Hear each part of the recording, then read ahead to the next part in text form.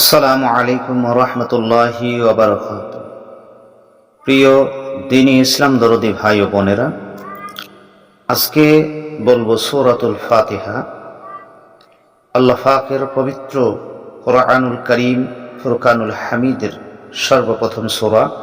এ সূরা কোনো ব্যক্তি যদি প্রতিদিন একবার বিসমিল্লাহর সহিত তেলাওয়াত করে তাহলে সেই ব্যক্তি কি উপকার পাবে।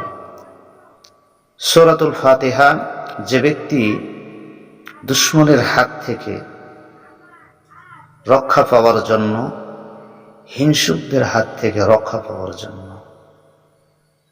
এই সূরাতুল ফাতিহা প্রতিদিন নিয়মিত একবার বিসমিল্লাহর সহিত পাঠ করবে, আল্লাহ পাক তাকে হিংসুকদের হাত থেকে, দুশমনের হাত থেকে, সমস্ত রকমের বিপদ আপদ থেকে আল্লাহ পাক হেফাজত করবেন সূরা ফাতিহার বরকতে।